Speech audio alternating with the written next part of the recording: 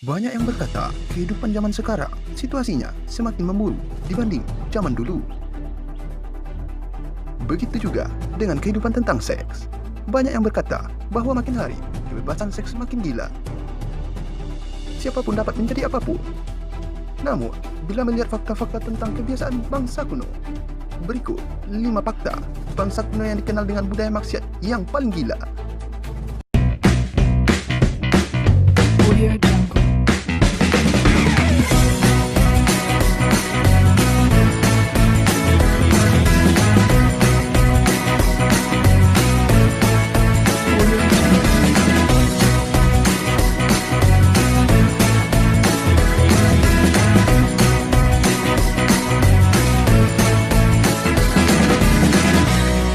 Audio Jungle.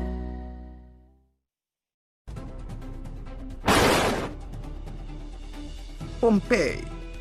Kita mungkin tak pernah membayangkan jika ada sebuah tempat di mana setiap orang bebas melakukan hubungan badan. Di mana saja, bahkan di jalan-jalan. Tempat gila seperti ini ternyata ada. Namanya adalah kota Pompei, terletak di Italia.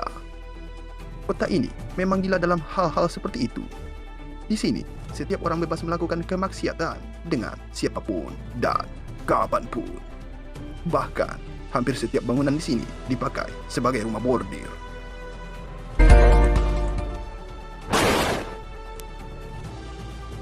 Romawi.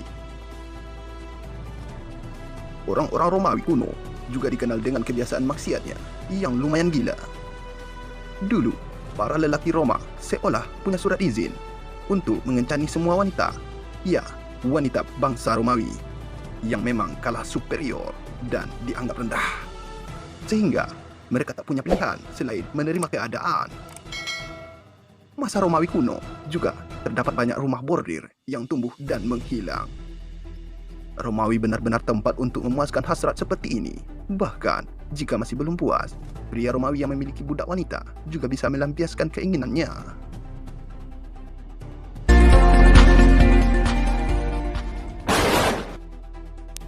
Sodom dan Gomora. Sudah banyak cerita tentang betapa amoralnya dua bangsa ini. Tertulis dalam Al-Quran maupun Alkitab tentang kisah keduanya. Di mana pada akhirnya Tuhan menghukum mereka atas yang dilakukannya. Sodom dan Gomora dulu tinggal berdekatan dengan Laut Mati. Kedua bangsa ini dikenal berkecukupan dan bahkan bisa dibilang makmur. Namun, keduanya seperti lupa untuk beribadah dan bersyukur pada Tuhan. Hingga akhirnya bencana pun menghantam mereka. Orang-orang Sodom dan Gomora terkenal dengan perilaku mereka yang menyimpang. Para laki-lakinya tidak mau menikah dengan wanita dan sebaliknya. Bahkan, hubungan sesama jenis tersebut sudah bukan hal yang tabu lagi.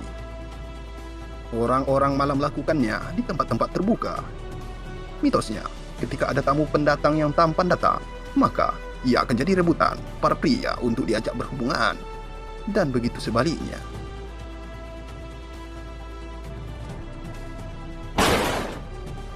Mesir kuno. Bangsa Mesir kuno juga terkenal akan kebiasaan maksiatnya yang menggila dan tak bermoral. Mereka memang tidak melakukan hubungan badan di jalan-jalan dan mendirikan banyak rumah bordir. Namun, orang-orang Mesir dulu sudah terbiasa melakukan hubungan dengan saudaranya, ibu dengan anak, saudara-saudara yang lain, dan sebagainya. Bahkan, dikatakan jika tatanan keluarga orang Mesir sangat kacau, ya, seorang ibu posisinya bisa menjadi saudara, anak, bahkan istri. Sistem seperti ini juga dicontohkan oleh keluarga kerajaan. Dulu, sudah sangat biasa seorang raja menikah dengan adik kandungnya sendiri. Hal ini dimaksudkan agar keluarga bangsawan tetap punya keturunan spesial dari keluarga kerajaan.